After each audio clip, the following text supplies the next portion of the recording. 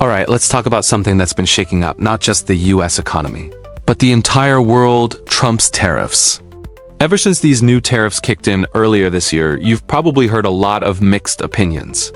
Some people say they're protecting American jobs. Others argue they're just making everything more expensive. But what's the actual reality? What's really happened since these tariffs began? Today, we're going deep, breaking down the impacts on prices, jobs, trade, and what it could mean for the future. What are the tariffs? First, let's clear up exactly what these tariffs are. In April 2025, Trump rolled out a new trade policy that slapped a blanket 10% tariff on all imports into the United States. On top of that, he added some even bigger ones, like 50% tariffs on steel and aluminum, and up to 125% tariffs on certain Chinese goods. Now, a tariff is basically a tax on imports. So when companies bring in products from overseas, they now have to pay extra. And of course, those costs usually get passed on to you and me, the consumers. Impact on prices and inflation. So what happened next? Prices started going up. Everyday items from electronics to clothing to cars have become more expensive. Think about it. If the parts for your car or your phone come from overseas, and those parts now cost 10, 20, or even 100% more, companies aren't just going to eat that cost. They raise the price tag. Economists say these tariffs have added fuel to inflation.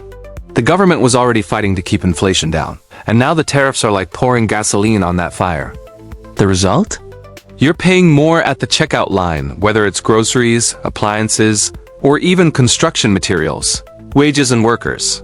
Okay, but didn't Trump say this would protect American workers? Well, kind of. In some industries like steel, aluminum, or certain manufacturing, companies are facing less competition from cheap imports. That sounds good on paper, but here's the twist. A lot of other industries actually depend on imported materials. For example, a US factory that builds cars might have to import parts from Mexico or China. Now those parts are more expensive, so the cost of building the car goes up. That factory might slow down production, cut jobs, or even move operations elsewhere.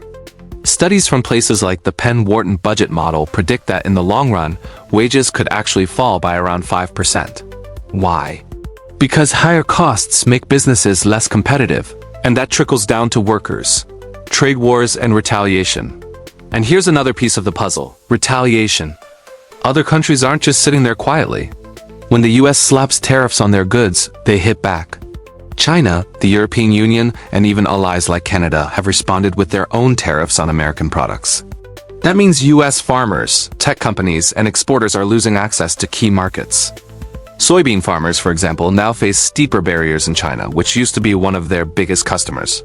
So even if some industries gain protection here at home, others are losing big overseas. Government revenue versus economy. Now, one area where tariffs do look good is government revenue.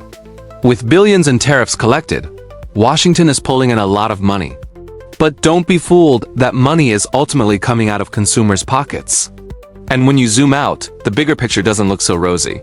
The same Wharton model suggests US GDP, basically the size of our economy, could shrink by as much as 6% over the long term because of these tariffs. That's huge. We're talking about slower growth, less investment, and fewer opportunities. The global ripple effect. It's not just the US feeling this. The World Trade Organization has warned that these tariffs could push global trade growth down close to zero this year. Let me put that in perspective. Before the tariffs, trade was expected to grow around 2 to 3%. Now, we're looking at maybe 0.2%, or even negative. And when global trade slows, it doesn't just affect big corporations. It trickles down to small businesses, supply chains, shipping companies, and workers around the world. Risks for the future. So where does this all lead? Economists are worried about something called stagflation. That's when you have both slow growth and high inflation at the same time. Not a fun combo. It makes life harder for families, it stresses businesses, and it's tough for the government to fix. On top of that, supply chains are getting more fragile. Companies are scrambling to find new suppliers or move production, which takes time and money. And politically, this has strained relationships with some of America's closest allies, who see these tariffs as unfair. So what's really happened since Trump's tariffs began? Here's the short version. Prices are up. Inflation is hotter.